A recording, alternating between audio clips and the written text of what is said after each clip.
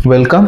आज हम लोग देखेंगे आपका chapter 13 movement of ocean water. जो आपकी ओशियन वाटर है, समुद्र में जो पानी है वो क्या करता है, मूव करता है। ठीक है, किस वजह से मूव करता है, जैसे कुछ उसकी फिजिकल कैरेक्टरिस्टिक्स है ओशियन वाटर की, जैसे सैलिनिटी हो गई, उसकी डेंसिटी हो गई, टेम्परेचर हो गया।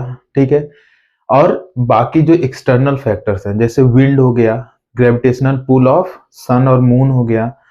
इन सारे फैक्टर्स की वजह से जो ओशियन का वाटर है वो क्या करता है, मूव करता है। वो अपने जगह से एक जगह से दूसरी जगह मूव करता है। ठीक है, उसी मूवमेंट में हम लोग देखेंगे, ये मूवमेंट आपका दो टाइप से होता है। जो ओशियन वाटर मूव करता है वो दो टाइप से मूव करता है। एक तो आपका हॉरिजॉन्टली मूव करता है।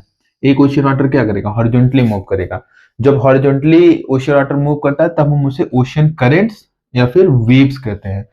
ये दो दो टाइप के आपके ओशियन करेंट्स और वेव, ये दोनों चीजें क्या करती हैं, हॉरिजॉन्टली मूव करती हैं।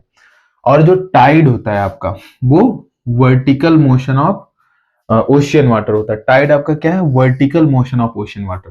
यहाँ पे एक वर्ड दिया है अपवेलिंग और डाउन वेलिंग। अपवेलिंग थोड़ा सा हम समझ लेते हैं। ठीक है, जैसे ये सी सरफेस है आपका, बाकी सी सरफेस ये पूरी उसके नीचे की लेयर है। यहाँ पे होगा क्या, सी सरफेस पे जब इधर से विंड चलेगी तो विंड क्या करती है, पानी के ऊपर वाले सरफेस को धक्का देगी। जब धक्का देके उसको आगे कर देगी तो ये वाली जगह जो है वो थोड़ी सी नीचे हो जाएगी। ये यहाँ का पानी क्या होगा, थोड़ा आगे बढ़ जाएगा। ठीक है, तो इस जगह को पूरा करने के लिए नीचे से वाटर ऊपर की तरफ जाएगा। ठीक है, वाटर जो होगा वो ऊपर की तरफ जाएगा। इसी को हम कहते हैं upwelling. Upward movement of water is called upwelling. अब यहाँ पे आगे जाएगा, कहीं ना कहीं जाके ये वाटर वापस नीचे की तरफ जाएगा, तो उसको कहेंगे हम लोग डाउन वेलिंग। डाउन वेलिंग। ठीक है, तो ये भी आपका क्या है, वर्टिकल मोशन ऑफ वाटर। तो टाइड्स और अपवेलिंग या फिर डाउन वेलिंग क्या है, वर्टिकल मोशन ऑफ वाटर। और जो आपकी वेव्स और ओशन करेंट्स हैं वो है हॉरिजॉन्टल मूवमेंट ऑफ वाटर। हम लोग पहला टॉपिक देखते हैं वेव्स। वेव्स आपने पढ़ा कि क्या है, horizontal movement of water. Horizontal movement of water. ठीक है, और इसमें जो वेव्स होता है उसमें वेव ट्रेवल नहीं करती है, आपकी वेव ट्रेन्स ट्रेवल करती हैं। ठीक है, एक्चुअली में वाटर मूव नहीं करता है। ठीक है, आइए हम लोग उसको देखते हैं कैसे वेव्स आपकी फॉर्म होती हैं, कैसे वेव्स बनती हैं। ठीक है, अगर हम लोग देखें, जैसे विंड जो होगी वो क्या करेंगे, ओशन वाटर के ऊपर वाले सरफेस को पुश करेगी, उसको धक्का देगी आगे जाने के लिए। ठीक है, जब धक्का देगी, यहां से ओशन वाटर ने पुश किया, ठीक है, तो आपकी जो वाटर होगी वो ऊपर की साइड उठ जाएगी। सेम टाइम में आपकी ग्रेविटी एक्ट करेगी। ग्रेविटी क्या करेगी, इस वाटर को नीचे की तरफ खींचने की कोशिश करेगी। ठीक है, अब जब यहां से नीचे की तरफ इसको नीचे की तरफ ले जाने की कोशिश करेगी ग्रेविटी, तो सेम टाइम में ये जो आगे ट्रफ बना हुआ है, ठीक है, ये ट्रफ क्या होगा, ऊपर उठेगा। ठीक है, फिर अगेन ये जो ट्रफ ऊपर उठा, अगेन ग्रेविटी इसको नीचे खींचने की कोशिश करेगी। फिर अगेन यहाँ पे जब ये नीचे की तरफ जाएगा तो ये ट्रफ वाला जो पार्ट है ये ऊपर उठ जाएगा। ठीक है, इस तरह से आपका फॉर्मेशन होता है वेव का। तो एक्चुअली में देखेंगे यहाँ पे वेव का सर्कुलर मोशन हो रहा है, वाटर का जो है सर्कुलर मोशन हो रहा है। इसमें अगर हम कोई, जैसे हम लोग बचपन में रहते थे, नाव वगैरह बना के पानी में डालते थे, तो क्या होता था, जब वेव्स आते थे, कोई पत्थर फेंक देते थे उसमें, पानी में आपकी वेव्स बनती थी। जब वेव्स बनती थी तो उसमें क्या होता था, मान लीजिए आपकी नाव है, जैसे ही वेव पास होगी, वेव का जो क्रेस्ट होगा, यानी कि ये जो ऊपर वाला पार्ट होगा, इसको हम कहते हैं क्रेस्ट। वेव के नीचे वाले पार्ट को हम लोग कहते हैं ट्रफ। ठीक है, ये होगा ट्रफ। इस प्रकार से आपकी वेव्स बनती हैं। तो जब ऊपर वाला पार्ट होगा, जैसे ही ऊपर वाला जब क्रेस्ट आएगा, तो कोई भी जो ऑब्जेक्ट होगी वो क्या होगी, ऊपर की तरफ जाएगी और थोड़ी से फॉरवर्ड जाएगी। ठीक है, थोड़ी से आगे की तरफ जाएगी। मान लो सपोज यहाँ पे ही कोई अगर ऑब्जेक्ट है, तो ये ऑब्जेक्ट क्या होगी, एक बार ऊपर की तरफ जाएगी और थोड़ी सी आगे जाएगी जब क्रेस्ट आएगा तब। और जैसे ही ट्रफ आएगा तो क्या होगा, ये डाउनवर्ड जाएगी और बैकवर्ड मूवमेंट होगा, डाउनवर्ड और बैकवर्ड मूवमेंट। तो जो ऑब्जेक्ट होगी वो उसी जगह पे रहेगी, आगे पीछे नहीं होगी, वाटर में उसी जगह पे रहेगी। तो वेव्स में एक्चुअली वाटर का, इसमें वेव टेरेन्स मूव करती है, वाटर का मूवमेंट नहीं होगा, वाटर का सर्कुलर मूवमेंट होगा, लेकिन जो मूव करेगा वो आपकी वेव टेरेन मूव करेंगे। ठीक है, एनर्जी आपकी मूव करेगी, वाटर मूव नहीं करेगा। ठीक, यहाँ पे देखेंगे जो स्टीप वेव्स होते हैं, वेव्स आप देखेंगे जो ओपन ओशन होते हैं, बड़े ओशन होते हैं, वहां पे बड़ी वेव्स बनती हैं, और जो आपकी छोटी ओशंस होती है या फिर छोटे छोटे सी होते हैं, वहां पे वेव्स उतने बड़े नहीं बनते जितनी बड़ी ओपन सी में बनती है। स्टीप वेव अगर बन रहा है, कहीं पे वेव क्या है, ज्यादा स्टीप है, उसकी स्लोप बहुत ज्यादा है, तब उसका मतलब क्या है कि वो वेव लोकल विंड के द्वारा बना है। ठीक है, लोकल विंड्स आपने पढ़ा था, सी ब्रिज और लैंड ब्रिज हो सकते हैं। तो लोकल विंड की वजह से बनने वाले जो वेव्स होते हैं, उनकी जो हाइट होती है, जो क्रेस्ट और ट्रफ होता है, वो स्टीप होता है। वो क्या होगा, स्टीप होगा, स्लोप बहुत ज्यादा होगी। और जो आपके स्लो और स्टीडी वेव्स होते हैं, ठीक है, वो फार अवे प्लेसेस से ओरिजिनेट होते हैं, और ये स्लो होते हैं और लगातार बहते रहते हैं। ये लगातार वेव्स क्या होंगे, चलते रहेंगे। ठीक है, तो ये हमें बताता है कि वेव ओरिजिनेट कहाँ से हुआ है। ओरिजिनेशन के बेसिस पे आपके दो टाइप के हैं, स्टीप वेव और slow and steady wave. Steep wave बताएंगे कि लोकल विंड से ओरिजिनेट हुआ है, और स्लो और स्टेडी वेव्स बताएंगे कि वो किसी फार अवे, किसी दूर प्लेसेस से ओरिजिनेट हुआ है वेव। जब ब्रिज, ठीक है, when a breeze of 2 knots और less blow over sea, it form wave ripples. Wave ripples क्या होते हैं, छोटे छोटे जो वेव्स बनते हैं इस टाइप से। आपने देखा होगा छोटे छोटे वेव्स, आपको समुद्र में जाएंगे वहां छोटे छोटे वेव्स आपको मिलते रहेंगे। वेव रिपल कब बनता है, छोटे छोटे वेव्स कब बनते हैं, जब विंड की स्पीड क्या हो, हवा की रफ्तार कितनी हो, लगभग 2 knot हो, लगभग 2 knots हो, तब आपकी क्या बनती है, रिपल्स बनती है। ठीक है, हम लोग सी में हवा की रफ्तार को नॉट से मेजर करते हैं, सी, ठीक है, सी में हम लोग विंड की जो स्पीड होती है उसको नॉट्स में मेजर करते हैं। यहाँ पे कुछ वेव्स की कैरेक्टरिस्टिक्स दी गई हैं, हम लोग उसको एक बार देख लेते हैं। यहाँ पे जो फर्स्ट कैरेक्टरिस्टिक्स है आपकी वेव की, वे है वेव क्रेस्ट और trough. Wave crest and trough. Wave crest क्या होता है, वेव की जो सबसे ऊपर वाली पार्ट होती है, ठीक है, हाईएस्ट पार्ट ऑफ वेव, उसी को हम क्या कहते हैं, wave crest. Lowest part of wave is called trough, wave trough. हम लोग वेव की लोवेस्ट पार्ट को कहेंगे वेव ट्रफ, हाईएस्ट पार्ट को वेव क्रेस्ट। नेक्स्ट आपकी कैरेक्टरिस्टिक्स है वेव हाइट। वेव की हाइट क्या होती है, ट्रफ से, ये आपका ट्रफ है, यहाँ पे क्रेस्ट, ट्रफ से क्रेस्ट के बीच की डिस्टेंस को हम लोग क्या कहते हैं, wave height. The distance between the crest and trough is called the wave height. Next है आपका वेव एम्पलीट्यूड। वेव एम्पलीट्यूड क्या होता है, half of the wave height. ये क्या थी, वेव हाइट थी, इसी की हाफ डिस्टेंस को हम लोग क्या कहेंगे, यहाँ पर ये आपका हाफ डिस्टेंस हो गया, इसके हाफ डिस्टेंस को हम लोग कहेंगे वेव एम्पलीट्यूड, इसको कहेंगे wave amplitude, wave amplitude. Wave period क्या होता है, ये आपके दो ट्रफ हैं, सॉरी दो क्रेस्ट हैं, और ये यहाँ पे आपकी दो ट्रफ्स हैं। ठीक है, दो ट्रफ, दो सक्सेसिव ट्रफ या फिर दो सक्सेसिव क्रेस्ट, दो सक्सेसिव ट्रफ या फिर दो सक्सेसिव क्रेस्ट को किसी एक पर्टिकुलर पॉइंट, मान लो यहाँ पे कोई एक पर्टिकुलर पॉइंट है, ठीक है, एक पर्टिकुलर पॉइंट पे फिक्स पॉइंट से दो सक्सेसिव वेव या फिर दो सक्सेसिव ट्रफ को पास होने में जितना टाइम लगता है, उसी को हम कहते हैं wave period. The time taken to pass two successive crest, लगातार दो सक्सेसिव क्रेस्ट या फिर लगातार दो सक्सेसिव ट्रफ, इन दोनों को पास होने में जो टाइम लगता है और जो पीरियड लगता है उसे कहते हैं वेव पीरियड। वेव लेंथ क्या होता है, दो क्रेस्ट के बीच की डिस्टेंस या फिर दो ट्रफ के बीच की डिस्टेंस, इसी को हम लोग कहते हैं वेव लेंथ। ठीक है, वेव लेंथ, दो सक्सेसिव क्रेस्ट के बीच की डिस्टेंस या फिर दो सक्सेसिव ट्रफ के बीच की डिस्टेंस, उसे हम कहेंगे वेव लेंथ। वेव स्पीड क्या होती है, जितनी स्पीड से, जितनी रेट से आपकी वेव मूव कर रही है, the rate at which the wave is moving, rate at which the wave is moving, that will be called the wave speed.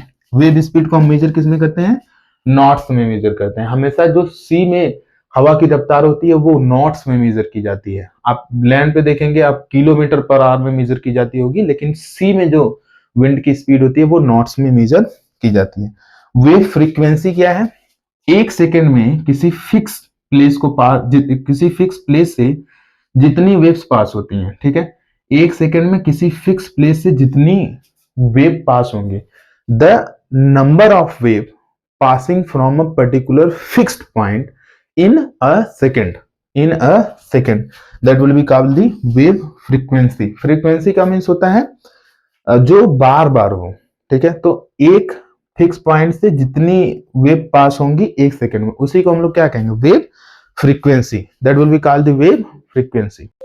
Next हम लोग देखेंगे आपका टाइड। टाइड क्या है, आपने पढ़ा था vertical movement of ocean water. यहाँ पे टाइड देखेंगे तो ये periodical rise and fall of sea level, ठीक है। एक फिक्स पीरियड ऑफ टाइम में, जैसे एक दिन में 2 बार या फिर 1 बार, ठीक है, पीरियोडिकल राइज होगा। 24 आवर्स में 4 बार भी हो सकता है, ठीक है। तो पीरियोडिकल राइज और फॉल ऑफ सी वाटर होता है, तो उसी को हम लोग कहते हैं क्या, टाइड, ठीक है। और ये मेनली किसकी वजह से होता है, सन और मून के ग्रेविटेशनल अट्रैक्शन की वजह से। दूसरा आपका है सर्ज। सर्ज क्या है, ओशियन वाटर का मूवमेंट किसी मीटियोलॉजिकल कॉज की वजह से हुआ हो, ठीक है। एटमॉस्फेयर में कोई डिस्टर्बेंस की वजह से हुआ हो, जैसे आपका एटमॉस्फेयर में चेंज हुआ हो या फिर विंड की वजह से अगर मूवमेंट हो रहा है, upward and downward movement of water, तब हम उसे कहेंगे सर्ज, ठीक है। और पीरियोडिकल राइज और फॉल होगा तो उसे कहेंगे हम लोग टाइड्स। टाइड्स बनते कैसे हैं उसको हम एक बार देख लेते हैं कि हाउ टाइड्स आर फॉर्म्ड। हमारी जो अर्थ है, अर्थ के सबसे नजदीक में आपका मून है और उसके बाद आपका सन है, ठीक है। ये सन और मून दोनों क्या करते हैं, अर्थ पे फोर्स लगाते हैं, ठीक है।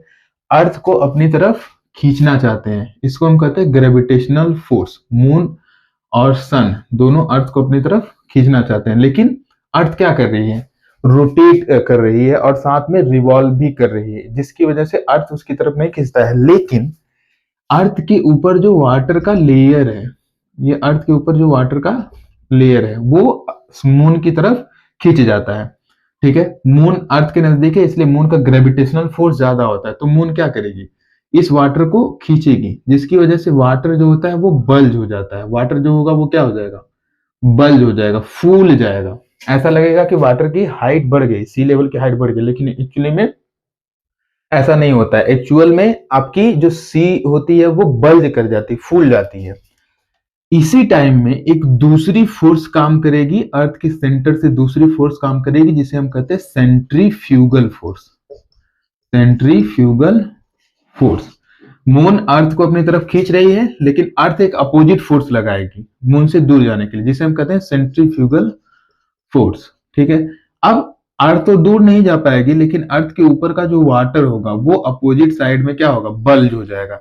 जैसे मून इस साइड है, मून ने क्या किया, फोर्स लगाया और यहाँ पे वाटर क्या हो गया, बल्ज हो गया, सी लेवल ऊपर उठ गया। इसकी जस्ट अपोजिट साइड, इसके जस्ट अपोजिट साइड में अर्थ का जो दूसरा साइड होगा वहां पे भी वाटर की बल्जिंग हो जाएगी। किसकी वजह से, सेंट्रीफ्यूगल फोर्स की वजह से। तो टाइड्स के लाने के लिए 2 फोर्सेस रिस्पॉन्सिबल होते हैं, एक तो आपका सेंट्रीफ्यूगल फोर्स और ऑफ अर्थ, ये अर्थ के द्वारा लगाया जाएगा, और दूसरा होगा gravitational force of the sun and moon. Gravitational force of the sun and moon, sun और मून के द्वारा जो ग्रेविटेशनल फोर्स लगाया जाएगा, ठीक है। इन दोनों की वजह से आपके टाइड्स का फॉर्मेशन होगा, ठीक। टाइड में सी लेवल जो होता है वो ऊपर के साइड उड़ जाता है। जो कॉन्टिनेंटल शेल्फ्स होते हैं, अगर वो वाइड है, कॉन्टिनेंटल शेल्फ आप लोग पढ़ चुके हैं, कॉन्टिनेंटल स्लोप भी पढ़ चुके हैं। कॉन्टिनेंटल शेल्फ पे अगर कॉन्टिनेंटल शेल्फ क्या है, ज्यादा चौड़ा है, तब वहां पे जो टाइड होगा उसकी हाइट ज्यादा होगी। अगर कॉन्टिनेंटल शेल्फ कम है तो उसकी हाइट कम होगी, वेव की हाइट आपकी कम होगी। टाइडल करंट जो होते हैं, इसको हम इसे कहते हैं जब टाइड्स क्या हो, चैनल्ड हो जाए तो आइलैंड्स के बीच में या तो ईस्टर्ली और बे के बीच में। जैसे ये आपके दो, सपोज 2 आइलैंड है, ठीक है, यहाँ पे वाटर की लेवल बढ़ रही है और ये वाटर इन दोनों आइलैंड के बीच से पास होगा, तो एक चैनल के फॉर्म में इस एरिया से पास होगा। जैसे यहाँ पे वाटर की हाइट बढ़ गई, ये आपके 2 आइलैंड्स हैं, इस एरिया में आपकी वाटर की हाइट बढ़ गई क्योंकि यहाँ पे टाइड आया हुआ है।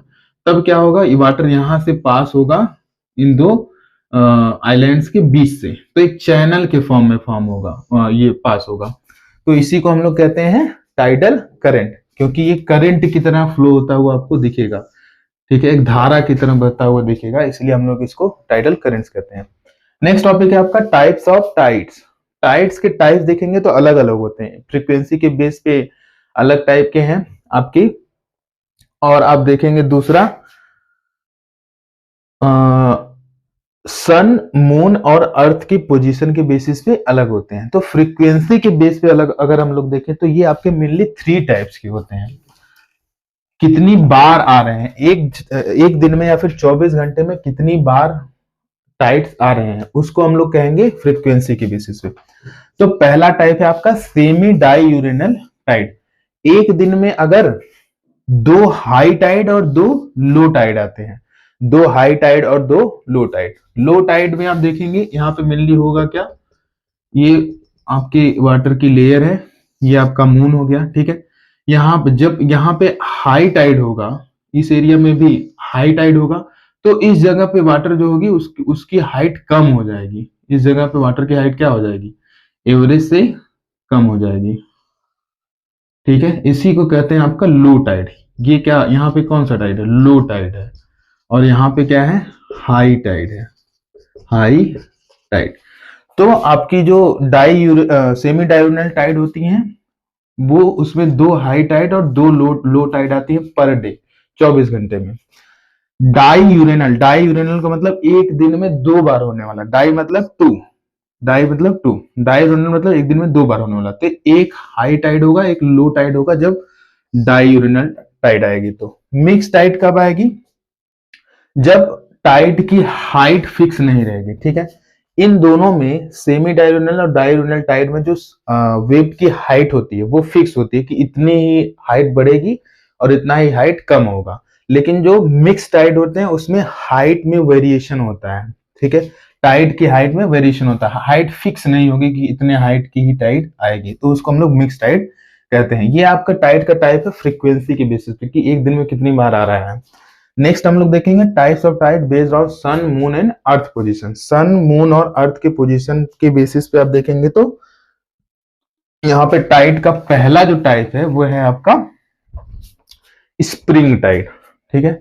स्प्रिंग टाइड कब बनेगा, जब सन,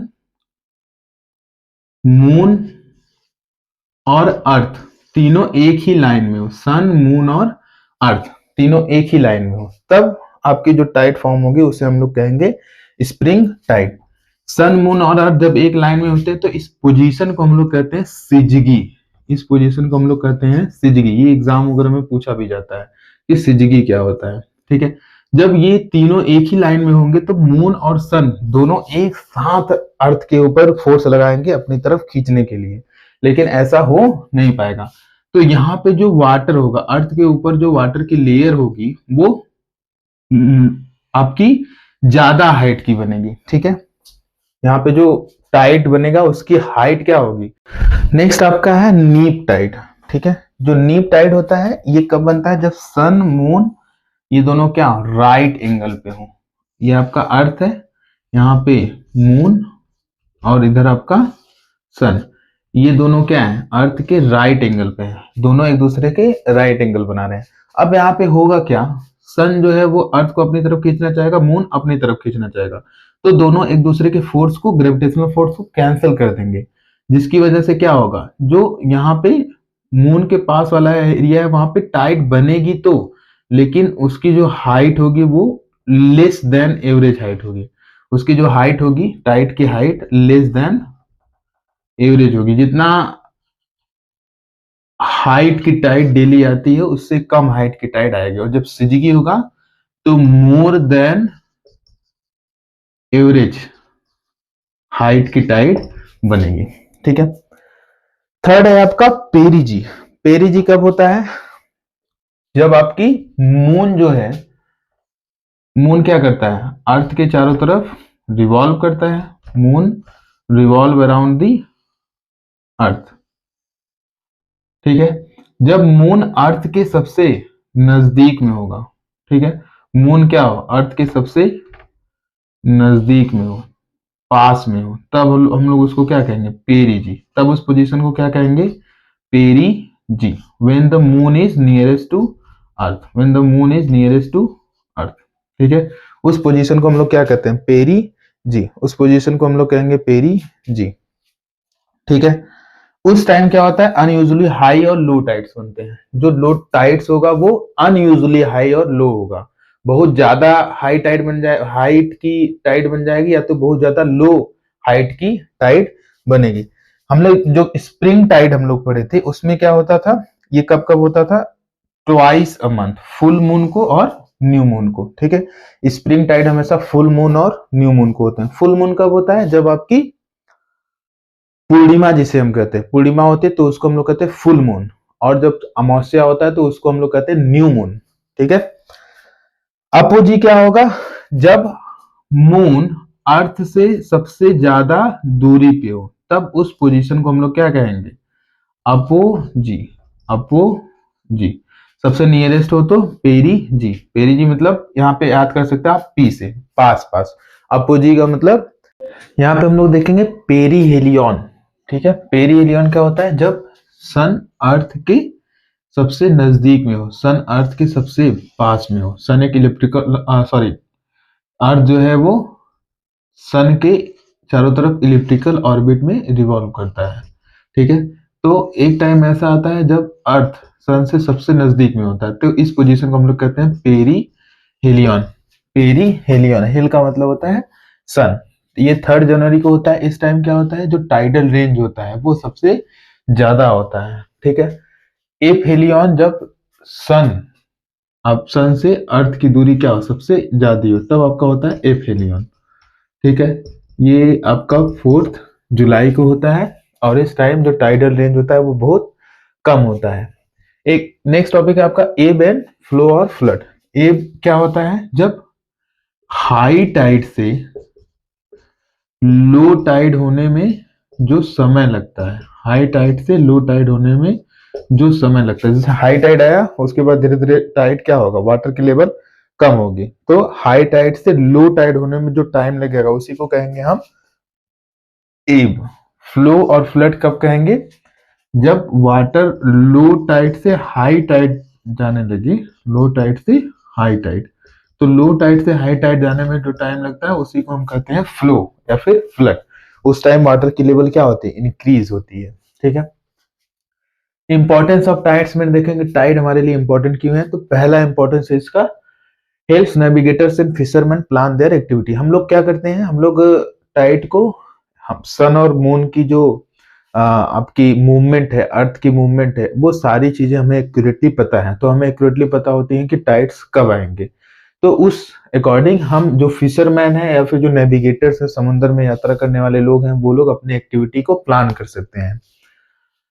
helps in desilting the sediments, जो रिवर वगैरह होती हैं, ठीक है, जहां पे रिवर जाके समुद्र में मिलती हैं, उस एरिया में डीसिल्टिंग कर सकते हैं, वहां से सिल्ट को रिमूव करने में हेल्प करते हैं। पानी जब बढ़ेगा वापस जाने लगेगा तो अपने साथ सिल्ट को भी वापस ले जाएगा। Remove polluted water from river estuaries, जो रिवर की इश्यूरीज होती है वहां से पोल्यूटेड वाटर को भी बाहर करने का काम करता है। Use to generate electrical power in Canada, France, Russia and China. ये 4 ऐसे कंट्रीज हैं जो इस समय टाइड से इलेक्ट्रिसिटी प्रोड्यूस कर रही है। और हमारे इंडिया में भी टाइडल पावर प्रोजेक्ट्स बनाए जा रहे हैं, कहाँ पे, दुर्गा दुआनी में। दुर्गा दुआनी आपका वेस्ट बंगाल में है, ठीक है। ये 3 मेगावाट टाइडल पावर प्रोजेक्ट है, 3 मेगावाट टाइडल पावर प्रोजेक्ट यहाँ पे बनाया जा रहा है। नेक्स्ट हम लोग देखेंगे आपका ओशियन करेंट्स। ओशियन करेंट्स क्या होता है, जैसे रिवर एक डायरेक्शन में फ्लो करती है स्लोली एंड स्लोली आपके कॉन्टिनेंट वाले एरिया पे, वैसे ही ओशियन में जो वाटर होता है वो एक डायरेक्शन में कंटिन्यूअसली एक ही डायरेक्शन में फ्लो करता रहता है। उस फ्लो को हम लोग कहते हैं ओशियन करेंट्स, ठीक है। उस फ्लो को हम लोग कहेंगे ओशियन करेंट्स। 2 फोर्सेस होती हैं जो ओशियन करंट के फ्लो के लिए रिस्पॉन्सिबल होती हैं। पहली फोर्स होती है प्राइमरी फोर्स, दूसरी सेकेंडरी फोर्स।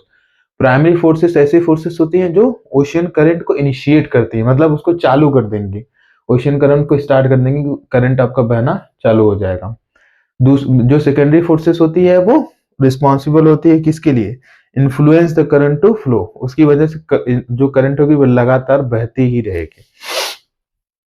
तो प्राइमरी फोर्स में देखेंगे, पहला हीटिंग बाय सोलर एनर्जी। हम लोग अगर इक्वेटोरियल एरिया में देखें तो इक्वेटर पे क्या सनलाइट आपकी डायरेक्ट फॉल होती है, जिसकी वजह से इक्वेटर पे जो हीट होती है वो ज्यादा रिसीव होती है।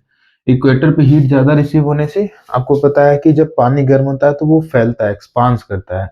इसीलिए इक्वेटोरियल एरिया पे सी लेवल की जो हाइट होती है वो 8 सेंटीमीटर ज्यादा होती है मिड लेटीट्यूड एरिया के कंपैरिजन में। मिड लेटीट्यूड एरिया में जो सी की हाइट होगी वो 8 सेंटीमीटर कम होगी इक्वेटर के कंपैरिजन में। तो मिड लेटीट्यूड आपके इक्वेटर पे सी लेवल की हाइट ज्यादा है, मिड लेटीट्यूड पे कम है, तो ज्यादा हाइट से कम हाइट की तरफ वाटर का मूवमेंट होता है। तो इस तरह से आपकी जो सोलर एनर्जी के द्वारा हीटिंग होती है, इस तरह से आपके वाटर को, ओशन करंट्स को अफेक्ट करती है। दूसरा फैक्टर है आपका विंड्स। विंड क्या करती है, जब विंड ब्लो करती है तो वो फ्रिक्शन लगाती है, ठीक है, वो जो वाटर रहेगा उसको भी आपको धक्का देगी और आगे बढ़ाने का काम करेगी। तो विंड के थ्रू भी आपकी जो वाटर होती है वो मूव करती है, ओशन करेंट्स मूव करते हैं। थर्ड है आपका ग्रेविटी। ग्रेविटी वाटर को हमेशा नीचे खींचने का काम करती है, ठीक। वाटर की लेवल जहां पे हाई होगी वहां पे ग्रेविटी वाटर को नीचे खींचने का काम करेगा। फोर्थ फैक्टर आपका कोरियोलिस फोर्स। कोरियोलिस फोर्स क्या करता है, जैसे हमने पढ़ा था कि विंड को नॉर्दर्न हेमिस्फीयर में अपने राइट में डिफ्लेक्ट करता है और सदर्न हेमिस्फीयर में लेफ्ट में डिफ्लेक्ट करता है, वैसे ही ये ओशियन करंट्स को भी नॉर्दर्न हेमिस्फीयर में अपने राइट में डिफ्लेक्ट करेगा और सदर्न हेमिस्फीयर में अपने लेफ्ट में डिफ्लेक्ट करेगा। इसकी वजह से क्या होता है, जो आपकी ओशियंस है वहां पे डिफ्लेक्शन की वजह से, आपकी कंटिन्यूअस डिफ्लेक्शन की वजह से एक सर्कुलर मूवमेंट बन जाती है। वाटर की एक सर्कुलर मूवमेंट होती है, ठीक है। वाटर क्या करेगा, एक सर्कुलर मूवमेंट बनाएगा। इसी सर्कुलर मूवमेंट ऑफ वाटर को हम लोग क्या कहते हैं, गायर कहते हैं। सर्कुलर मूवमेंट ऑफ वाटर को हम लोग क्या कहते हैं, गायर कहते हैं, ठीक है। ये सी में सर्कुलर मूवमेंट होगा, वर्टिकल नहीं, हॉरिजॉन्टली मूवमेंट होगा और सर्कुलर मूवमेंट होगा, ठीक। सेकेंडरी फोर्सेस में देखें तो हम लोग डेंसिटी है, डेंसिटी डिफरेंस की वजह से भी वाटर आपकी मूव करती है। जो वाटर ज्यादा डेंस होती है वो हमेशा नीचे चली जाती है और लो डेंसिटी वाली वाटर कहाँ जाती है, ऊपर जाती है। तो डेंसिटी डिफरेंस की वजह से वाटर की डाउन वेलिंग या फिर अप वेलिंग होती है। सैलिनिटी देखेंगे, सैलिनिटी कैसे इफेक्ट करेगा, जिस वाटर की सैलिनिटी ज्यादा होगी, जिसमें आपके साल्ट के कंटेंट ज्यादा होंगे जिस वाटर में, उस वाटर की वेट ज्यादा होगी, और वेट ज्यादा होगी तो वो वाटर सिंक कर जाएगी, नीचे की साइड चली जाएगा। और जिस वाटर में सैलिनिटी कम होगा वो वाटर ऊपर की साइड चला जाएगा, ठीक है। तो सैलिनिटी की वजह से भी आपका वर्टिकल मूवमेंट ऑफ वाटर होता है, ठीक है। तो ये आपकी कुछ प्राइमरी और सेकेंडरी फोर्सेस थी जो आपके ओशियन करेंट्स को के मूवमेंट को अफेक्ट करती हैं। नेक्स्ट है आपका types of ocean current. Ocean current के टाइप को देखें उनके डेप्थ के बेसिस पे, तो वो आपके दो टाइप के हैं। फर्स्ट है आपका सरफेस करंट। सरफेस करंट आपका अपर 400 मीटर, जो वाटर सरफेस है वहां से 400 मीटर डेप्थ तक ही पाया जाता है, ठीक है। दूसरा है आपका, और ये जो सरफेस करंट है वो केवल 10% पूरे ओशियन का 10% ही कॉन्स्टिट्यूट करता है। 10% वाटर ही आपका सरफेस करंट के फॉर्म में होता है। सेकेंड है आपका डीप वाटर करंट। ये 400 मीटर से नीचे की जो पूरी वाटर की लेयर है ओशियन की, वो इसमें आ जाती है, ठीक है। वहां पे डीप वाटर मूवमेंट होता है, गहरे पानी में। वहां पे देखेंगे ये लगभग आपका 90% पूरे ओशियन का कॉन्स्टिट्यूट करता है, ठीक है। ये आपका डेप्थ के बेसिस पे सरफेस करंट और डीप वाटर करंट। नेक्स्ट हम लोग देखेंगे टेम्परेचर के बेसिस पे। टेम्परेचर के बेसिस पे देखेंगे तो आपके जो ओशियन करंट्स हैं वो आपकी दो टाइप की हैं। पहली है आपकी वार्म करंट। वार्म करंट ऐसी करंट होती है जिसका टेम्परेचर रिलेटिवली हाइयर होता है, वो जिस एरिया में जाती है उस एरिया के टेम्परेचर को भी बढ़ा देती है। तो वार्म करंट जो है वो आपका किस किस एरिया में पाया जाता है, अगर कॉन्टिनेंट के ईस्ट कोस्ट पे देखा जाए, कोई भी कॉन्टिनेंट है उसके हम ईस्ट कोस्ट पे देखें तो लो और मिडल लेटीट्यूड में पाया जाता है। East coast of the continent in low and middle latitude. Higher latitude में चले जाएंगे तो आप वेस्ट कोस्ट में पाया जाएगा। वार्म करंट की पोजीशन याद रखना जरूरी है क्योंकि ये इंपॉर्टेंट होता है, ठीक है। ये आपके ईस्ट कोस्ट, कॉन्टिनेंट के ईस्ट कोस्ट पे पाया जाता है, कहाँ पे, लो और मिडिल लेटीट्यूड वाले एरिया में। और वेस्ट कोस्ट पे पाया जाता है नॉर्दर्न हेमिस्फीयर में, हाइयर लेटीट्यूड वाले एरिया में। वहीं सेकेंड टाइप का आपका करंट है कोल्ड करंट। ये आपके वेस्ट कोस्ट पे पाया जाता है, लो और मिडिल लेटीट्यूड वाले एरिया में। और ईस्ट कोस्ट ऑफ कॉन्टिनेंट पाया जाता है नॉर्दर्न हेमिस्फीयर में हायर लेटीट्यूड वाले एरिया में। ठीक है, नेक्स्ट टॉपिक है आपका effects of ocean currents. Ocean current की इफेक्ट क्या होती है, ओशियन करंट के होने से क्या प्रभाव पड़ता है। ठीक है, हम लोग देखेंगे जो वेस्ट कोस्ट ऑफ कॉन्टिनेंट्स है लोअर मिडिल लेटीट्यूड्स में, जहां पे जो कूल वाटर से बॉर्डर है, ठीक है, वहां पे एवरेज टेम्परेचर जो होता है वो लो होता है। कूल वाटर है तो वहां उस एरिया का एवरेज टेम्परेचर क्या होगा, कम होगा। और डाई यूरेनल टेम्परेचर भी क्या होता है, कम होता है। दिन और रात के टेम्परेचर में भी जो डिफरेंस होता है वो कम होता है। साथ ही जो एनुअल रेंज ऑफ टेम्परेचर है, साल भर में जो टेम्परेचर का डिफरेंस होता है, जैसे अलग अलग सीजन में टेम्परेचर का डिफरेंस होता है काफी ज्यादा, लेकिन यहाँ पे जो कूल एरिया से बॉर्डर एरियाज है वहां पे साल भर एनुअल रेंज है जो टेम्परेचर का वो भी कम होता है। वेस्ट कोस्ट जहां पे जो हाई लेटीट्यूड वाले एरिया में वेस्ट कोस्ट में पाया जाता है, जहां पे वार्म करंट पाया जाता है, वो कैरेक्टराइज होते हैं cool summer and relatively mild winter. ठीक है, जो west coast of the continents है हाई लेटीट्यूड वाले एरिया में जहां पे वार्म करंट है, वहां पे मेनली क्या होता है, कूल समर और रिलेटिवली माइल्ड विंटर। वहां पे जो समर होता है वो कूल होता है और जो विंटर होता है वो रिलेटिवली माइल्ड होता है, बहुत हार्श विंटर नहीं होता है। ठीक है, जो वार्म करंट और कोल्ड करंट जब मिक्स होती हैं तो वो क्या करती हैं, वार्म और कोल्ड करंट के मिक्स होने की वजह से जिस एरिया में मिक्स करती हैं वहां पे ऑक्सीजन को रिप्लेनिश करती हैं, ऑक्सीजन को अच्छे से पानी में पहुंचाती हैं। ऑक्सीजन अच्छे से पानी में पहुंचता है तो पानी में छोटे छोटे पौधे पाए जाते हैं जिन्हें हम प्लैंक्टन्स कहते हैं। ठीक है, वो ज्यादा ग्रो करते हैं और प्लैंक्टन्स ज्यादा ग्रो करने की वजह से जो फिश वगैरह होती हैं वो उस प्लैंक्टन्स को खाती हैं, छोटे छोटे पौधों को खाते हैं और वो ज्यादा वहां पे पाए जाते हैं। तो आपके जो ऐसे एरिया जहाँ पे वार्म और कोल्ड करंट जाके मीट करती है, मिलती हैं, वो एरियाज आपकी हाई रिच फिशिंग ग्राउंड वाले एरियाज हैं। ठीक है, उस एरिया में सबसे ज्यादा आपकी फिशिंग होती है जहाँ पे वार्म और कोल्ड करंट मीट करते हैं।